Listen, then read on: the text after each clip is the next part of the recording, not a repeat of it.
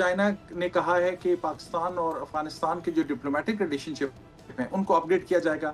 अब इसका ये मतलब भी हो सकता है कि पाकिस्तान शायद रिकग्नाइज करेगा अफगानिस्तान को, या जिस तरह चाइना ने ऑलमोस्ट रिकग्नाइज किया है, अपना एम्बेसडर भेजा है, अफगानिस्तान के एम्बेसडर अपने पास एक्सेप्ट किया है, इस तरह का सिलसिला हो जाएगा।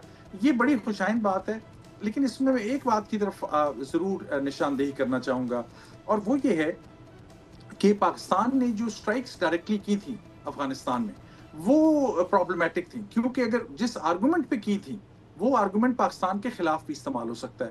तो पाकिस्तान को बातचीत के जरिए अफगान तालिबान को कहना होगा कि ये पाकिस्तानी तालिबान, इन्होंने जो सेंचुरीज बनाई हैं, जो टेररिज्म क्राइसिस ये पाकिस्तान में कर रहे हैं, इसको ज़बरदस्त तरीके से पुश बैक करना होगा। और ये अफगान तालिबान और उनकी लीडरशिप जिस वक्त फुली ऑन बोर्ड होगी तो ये होगा। तो ये चाइना ने जो सालसी का रोल इख्तियार किया है और मीडिएट किया है, ये बहुत ही अहम डेवलपमेंट है।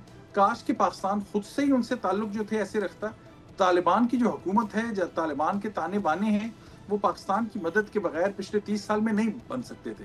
इतने अपने अच्छे दोस्त को, चाहे मैं उन लोगों में हूँ जिनका हमेशा क्रिटिसिज्म रहा है इस बात पे, पर उसको कतई नजर रखते हुए पाकिस्तान ने जहां इन्वेस्ट किया है उसको, उसका जब फ्रूट लेने का वक्त आया है तो पाकिस्तान उसका बेनिफिट नहीं उठा सका। जो इंडिया और अफगानिस्तान के ताल्लुक नजर आ रहे हैं, वो मुझे लगता है प्रोजेक्शन है। उनकी बात चल रही थी बड़े दिनों से, लेकिन वो अशरे अशील भी नहीं है, यानी वो 100th होगा, मैं मिसाल के तौर पे कह रहा हूँ कंपैरेटिव टर्म्स में, जितना पाकिस्तान और अफगानिस्तान के लिंक्स हैं, लैंग्वेज के, रिलीजन के, बॉर्डर के, हिस्ट्री के, एक दूसरे की मदद के। इंडिया का तो कॉमन बॉर्डर नहीं है। सब्सक्राइब करें और बेल दबाएं ताकि कोई खबर रह न जाए।